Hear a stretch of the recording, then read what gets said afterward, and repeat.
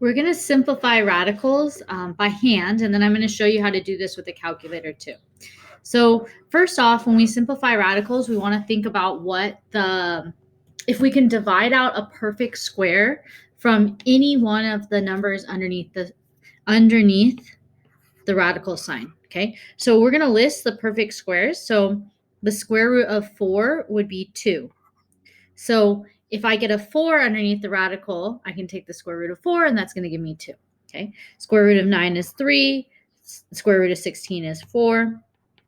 Root 25 is 5. Root 36 is 6. Root 49 is 7. You see a pattern. Root 64 is 8. Root 81 is 9. Root 100 is 10. Root 121 is 11. And root 144 is 12, because 12 squared gives me 144. And then root 169 is 13. So we're going to see if any of these numbers are a factor in one of our little examples here. So I'm going to start by being like 32. So what times what will give you 32? And one of those factors has to be one of these perfect squares over here. So I'm like, 32. I think that 16 will divide out of 32. So I'm going to write this as the square root of 16 times, and in my calculator, 16 times what will give me 32?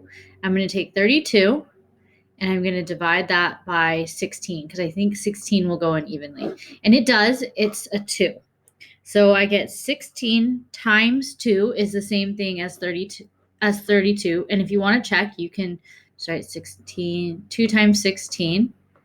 That gives me 32. Cool. So now I have this perfect square that matches from my list over here. So the square root of 16 is 4. So we're going to write that on the outside, since I can actually take the square root of 16. So that's going to be 4. And then the leftover is the square root 2. Square root 2 doesn't match up with 4, 9, 16, any one of these. So I just leave it under the radical. So the exact value of root 32 is 4 root 2. Now I'm going to show you how to do this on the little calculator I sent you. So what you're going to type in is square root, SQRT, parentheses, and inside the parentheses, you're going to write 32.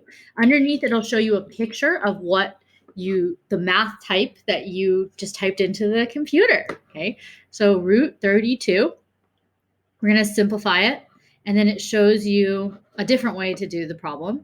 Okay, but you can see the result is 4 root 2, and that's what you need to write in Delta Math. Okay, we're going to do one more by hand. So I have the square root of 180. So what I'm going to do in my calculator is try to divide out any one of these perfect square numbers so that I can see what the exact value, I can see what the factors of 180 are. So I'm going to do 180 divided by, I'm like 180 divided by 121, because I know 121 is a perfect square. No. If I get a decimal, it does not go in evenly. So I'm going to try again. 180 divided by, let's try 81. No. Decimal. Okay, try again. 180 divided by, let's try 4. Or 16, I mean. It has to be the number underneath the radical. 16. No. Doesn't work. Okay.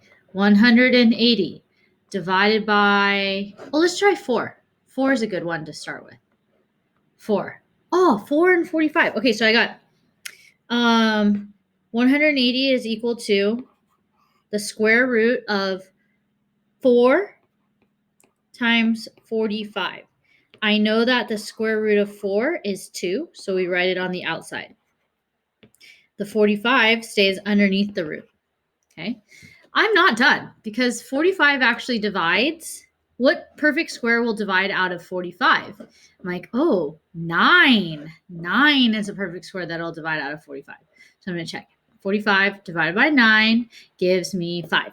So underneath the radical, outside the radical, I have a 2. And then on the inside, I have 9 times 5. These multiply to give me 45. Okay. The square root of 9 is 3, so I need to bring it out to the front. So I already have the 2. The root 5 is going to stay on the inside. And now we're going to multiply this additional factor by the 2 that was already there. So 3 times 2 gives me 6, and then the root 5 stays underneath. So the exact form of the square root of 180 is 6 times root 5. The way I can check to make sure I'm right is I take the number on the outside, 6. If I want to move it back underneath the radical, then I need to bring in 2 copies of 6. So 6 times 6 times 5. And I just do that in my calculator. 6 times 6 is 36 times 5, which is 180. So I should get back the factor that I started with. Okay. There's another way to do this one. Well, there's lots of ways, but okay, let's say you tried 180 and you realize that 180 divides by 36, which is a perfect square. Then I get the square root of 36 times 5. What's the square root of 36? So what times what gives me 36? I'm going to write that on the outside. 6. 6 times 6 gives me 36. So the square root of 36 is 6. And I'm going to multiply it by root 5. Oh, isn't that exactly what I got before, just in one step instead of 2? Yep, and that's A-okay. All right, so we're going to test that in our little calculator. Oops. Little calculator, where'd you go? There you are. Okay, so we're going to type in, so just so we start from the beginning, you have to type in SQRT parentheses 180. Okay, check it, make sure it looks exactly like we want it to look, and then press enter or simplify. Okay, and I get 6 square root 5. Okay, you can use that on your delta